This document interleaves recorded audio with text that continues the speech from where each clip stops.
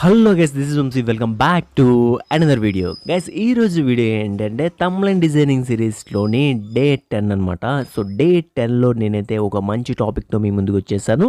And తమ్లైన్ design serieses అయితే మనం చేస్తున్నాము. డిస్క్రిప్షన్లో లింక్స్ అన్నీ ఉన్నాయి. సో అక్కడికి వెళ్ళి మీరు ఒక్కొక్కటిగా చూడండి. అండ్ ఇప్పుడు చూస్తే మీకేం అర్థం కాదు.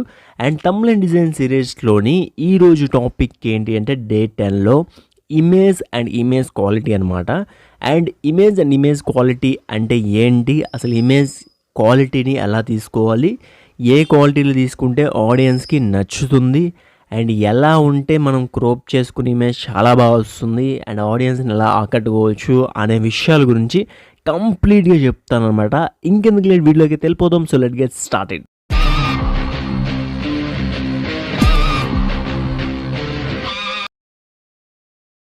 గైస్, బేసిక్గా మనం ఎప్పుడైనా ఒక ఇమేజ్ని తీసుకుంటే దాని క్వాలిటీ అనేది బాగున్నప్పుడు మాత్రమే మనమైతే కటింగ్ అయితే చేసుకోగలము. ఫర్ సపోజ్ ఇక్కడ కనిపిస్తుంది కదా, సో ఇక్కడ ఒక థంబ్నెయిల్ అయితే నేను డిజైన్ చేయడం జరిగింది. ఇది మన ఇంకొక ఛానల్ గురించి అనమాట. సో ఈ ఛానల్ మనకి తెలుగు ట్రైబల్ లైఫ్ అని గిరిజనుల యొక్క జీవన విధానాన్ని మనం ఈ ఛానల్ ద్వారా తెలియజేస్తాము. అండ్ ఇక్కడ కనిపిస్తుంది కదా, సో ఇక్కడున్న థంబ్నెయిల్కి నేను వాడే ఇమేజెస్ని చూపిస్తాను. ఇక్కడ నేను నా ఇమేజ్ వాడాను. ఇది క్యాప్చర్ చేసిన ఇమేజ్ అనమాట. ఎప్పుడైనా మనము ఒక ఇమేజ్ని తీసుకున్నప్పుడు అది మనం కైన్ మాస్టర్లో మనం క్యాప్చర్ చేసుకుంటే ఆ క్వాలిటీ అనేది అంత బాగా రాదు అనమాట.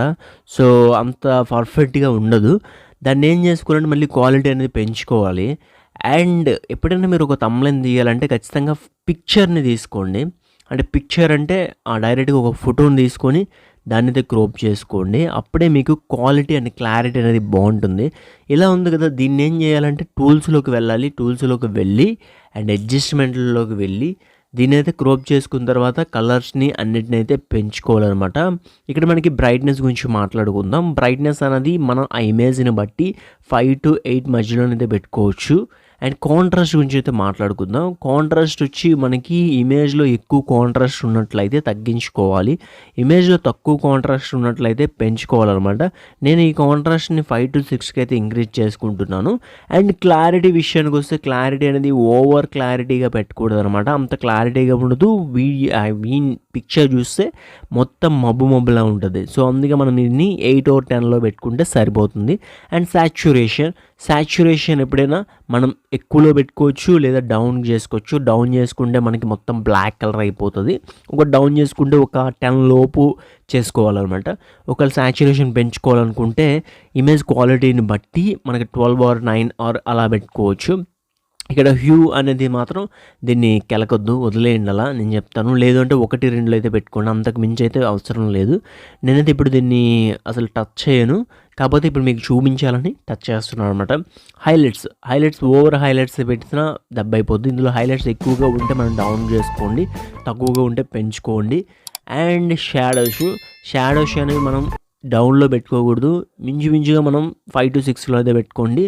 అండ్ టెంపరేచర్ మనకి ఎక్కువలోనే పెట్టుకోవాలి, ఎందుకంటే ఇమేజ్ క్వాలిటీ బాగుండాలంటే. క్యాప్చర్ ఇమేజ్ కాబట్టి ఇది అంత క్లారిటీగా లేదు, కనిపిస్తుంది కదా. ఇమేజ్ క్వాలిటీని మనం ఎంత మంచిగా తీసుకుంటే అంత మంచిగా వస్తుంది అన్నమాట థంబ్నెయిల్.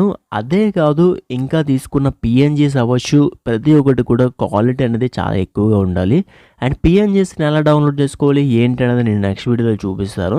ఈ పిఎన్జీస్ని మాత్రం చాలా క్వాలిటీగా తీసుకోండి. ఇటువంటి క్వాలిటీగా తీసుకున్నవి మనం బ్యాక్గ్రౌండ్లో అయితే పెట్టుకోవాలన్నమాట. సో ఆల్రెడీ నేను బ్యాక్గ్రౌండ్లో పెట్టాను కాబట్టి ఇక్కడ మేము కట్ చేసేస్తున్నాను. ఇక్కడ మనకి ఆ బ్యాక్గ్రౌండ్లో అయితే ఒక పిఎన్జీ ఉంది. సో దీన్ని అంత క్లారిటీగా అవసరం లేదు, అంటే క్లారిటీ ఉండాలి కానీ ఒపియాసిటీ దీన్ని తగ్గించుకొని బ్యాక్గ్రౌండ్లో పెట్టుకోవడం జరిగిందనమాట. అండ్ ప్రతి ఒక్క ఇమేజ్ క్వాలిటీ అనేది ఇంపార్టెంట్. ఫర్ సపోజ్ మనం ఒక ఇమేజ్ గ్యాలరీలో చూసుకుంటే, నేను ఒక గ్యాలరీలో ఒక ఇమేజ్ చూపిస్తాను.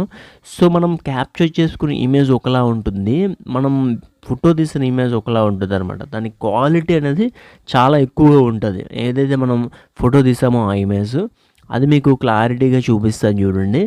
సో ఇక్కడ నేను కొన్ని ఇమేజెస్ అయితే తీయడం జరిగింది.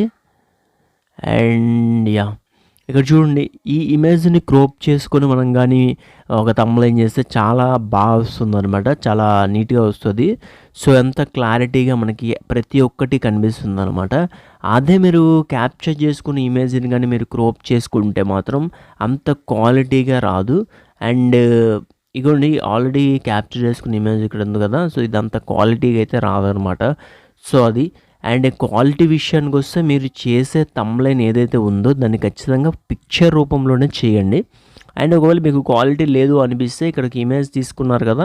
ఇదే ఇమేజ్‌ని ఏం చేస్తారంటే బ్యాక్‌గ్రౌండ్‌లో ఒక స్ట్రోక్ గానీ, షాడర్ గానీ ఇచ్చుకుంటే దాని క్వాలిటీని మరింత ఇంక్రీజ్ చేయొచ్చు అనమాట. మీకు ఆల్రెడీ చూపించినట్టుగానే దాని క్వాలిటీని అయితే ఇంక్రీజ్ అయితే చేయొచ్చు.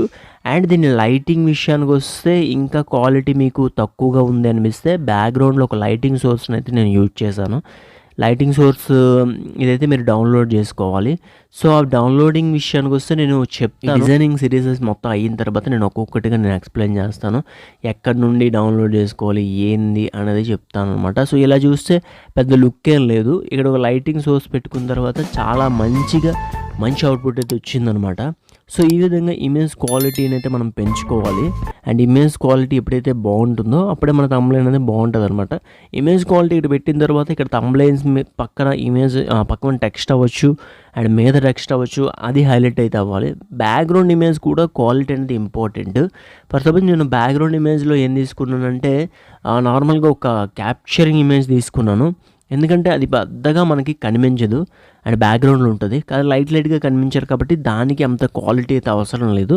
ఒకవేళ మీరు ఇదే ఇమేజ్‌ని కనిపించేలాగా చేయాలనుకుంటే ఖచ్చితంగా మీకు ఉండాలన్నమాట. క్వాలిటీ ఉండాలి. ఫర్ సపోజ్ దీన్ని తీసేద్దాం అండ్ ఇంకొక దీన్నైతే తీసేద్దాం. ఇప్పుడు చూడండి బ్యాక్‌గ్రౌండ్ ఇమేజ్ కనిపిస్తుంది కాబట్టి ఖచ్చితంగా దానికి క్వాలిటీ అనేది పెంచుకోవాలి. దాన్ని మీకు చెప్పినట్టుగానే నేను పిక్సెల్ ఆర్ట్‌లోకి వెళ్ళైతే మనం అక్కడైతే చేసుకోవాలన్నమాట. మీకు ఎలాగైతే క్వాలిటీ పెంచుకోవాలని చెప్పానో ఆ విధంగా ఇక్కడైతే చేసుకోవాలి. దాని సాచురేషన్స్ అన్నీ పెంచుకొని మనమైతే దాని క్వాలిటీని పెంచాలన్నమాట. పిక్సెల్ ఆర్ట్ అయితే గుర్తుంచుకోండి. ఇందులోనైతే మనం క్వాలిటీ అయితే పెంచుకోవాలి. ప్రతి ఒక్కటి ఇక్కడ నుండి పెంచేసుకోవచ్చు. ఇంకా రానున్న రోజుల్లో మనమైతే ఈ సిరీసెస్ అన్నీ అయిపోయిన తర్వాత ఫోటోషాప్ గురించి చెప్తాను. ఫోటోషాప్‌లో సిరీస్ మొదలు పెడతాను. అది కూడా ఒక 30 డేస్ వరకు సిరీస్ అయితే వస్తుంది. ఫోటోషాప్ మరియు యూట్యూబ్ ట్యుటోరియల్స్ అయితే వస్తాయన్నమాట. యూట్యూబ్‌కి సంబంధించిన ట్యుటోరియల్స్ కూడా నేనైతే అప్లోడ్ చేస్తాను. అండ్ టైం అనేది నాకు కుదరగా నేనైతే ఒకేసారి అన్ని ట్యుటోరియల్స్‌ని పెట్టలేకపోతున్నాను. అండ్ ఈ ట్యుటోరియల్స్‌లోనైతే మనం థంబ్‌నెయిల్ డిజైనింగ్ గురించి మాట్లాడుతున్నాం. ఇది చాలా బాగా అయితే చేశాను. దీని గురించి ఒకసారి ఎక్స్‌ప్లెయిన్ చేస్తాను. యాక్చువల్లీ ముందు బ్యాక్‌గ్రౌండ్ అయితే నార్మల్ బ్యాక్‌గ్రౌండ్ తీసుకున్నాను. తీసుకున్న తర్వాత ఒక స్ట్రోక్ తీసుకొని అండ్ గ్రీన్ కలర్ అయితే పెట్టుకున్నాను అనమాట. దాని మీద ఒక లైటింగ్ సోర్స్ అయితే పెట్టుకున్నాను. సో, లైటింగ్ అనేది ఇది. సో, ఇక్కడ కనిపిస్తుంది కదా! లైటింగ్ అనేది ఇది. ఆ తర్వాత ఇక్కడిదంతా టెక్స్ట్. మీదనైతే ఒక క్రాప్ చేసుకొని ఇమేజ్ పెట్టుకున్నాను. అండ్ ఇక్కడ మనకి బ్యాంబూస్ ఉన్నాయి కదా! ఇది నేను బ్యాక్‌గ్రౌండ్‌లో పెట్టుకున్నాను అనమాట.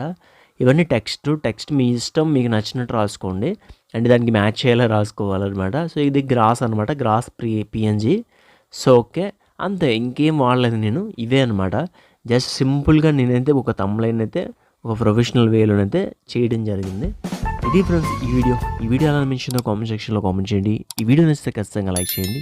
Thanks for watching. This is Vamshi signing off. Bye bye now.